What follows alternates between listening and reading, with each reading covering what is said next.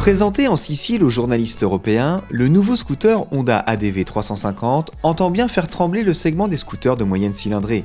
Mix réussi entre un Forza 350 et un XADV 750, le japonais devrait figurer sans mal parmi les belles surprises de l'année 2022.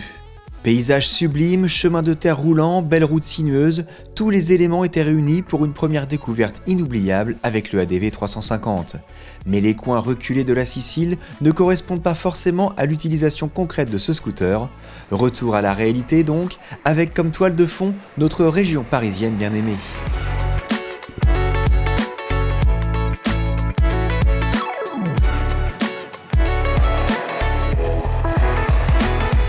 Gamme ADV oblige, ce nouveau scooter s'inspire largement des codes stylistiques de son grand frère 750. Ligne musculeuse, arête très tranchée, design aérien, ce 350 n'est pas un copier-coller pour autant. Visuellement, il s'avère un peu moins radical que son aîné et sa partie arrière se rapproche grandement du modèle Forza 350. Globalement, l'ADV se démarque surtout par son look typé tout-terrain avec sa grosse fourche Showa inversée, ses doubles amortisseurs à bonbonnes séparées, ses pneumatiques sculptés et ses protège-mains proéminents. Ce Honda livre une belle prestation au niveau des technologies et des équipements embarqués.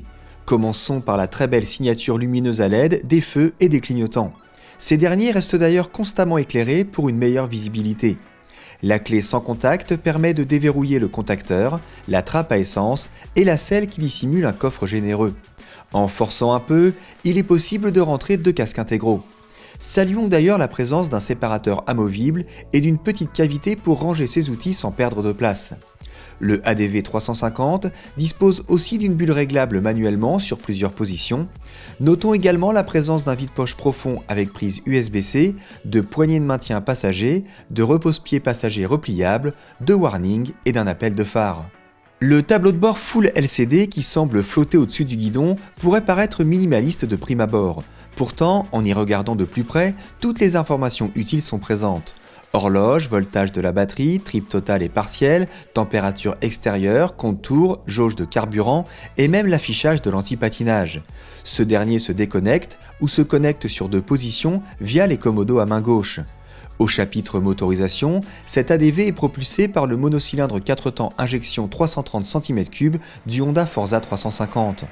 Il développe une puissance de 29,2 chevaux à 7500 tours minute pour un couple de 31,5 Nm à 5250 tours minute.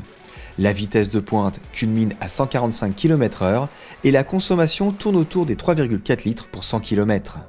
Alors qu'un scooter traditionnel propose souvent une position très avachie et sans saveur, le ADV 350 s'appréhende plutôt comme une moto.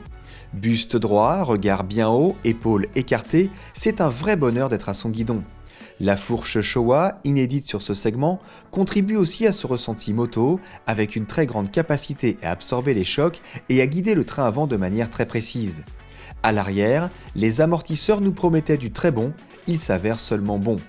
De son côté, la selle offre un bon confort et les marchepieds permettent d'étirer ou non les jambes vers l'avant.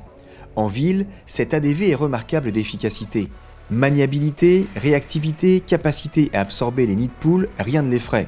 Attention tout de même à la largeur du guidon lors des remontées de fil. Sur route, le constat est tout aussi flatteur, malgré une protection un peu en retrait. L'amortisseur fait merveille, le moteur ne s'essouffle pas et le freinage ABS discret mais efficace permet de parer à toutes les situations d'urgence. Sous ses airs de super baroudeur, le Honda ADV 350 est plutôt un super commuteur très dévergondé. Capable de descendre des trottoirs sans sourciller, d'affronter des chaussées glissantes grâce à son très bon combo ABS anti-patinage, de zigzaguer dans la jungle urbaine avec une insolente facilité et de s'éloigner des villes sans complexe, le japonais fait preuve d'une belle polyvalence mais n'est pas un aventurier pour autant. Civilisé tant dans son comportement que par ses équipements, il saura combler sans mal les urbains en manque de dépaysement.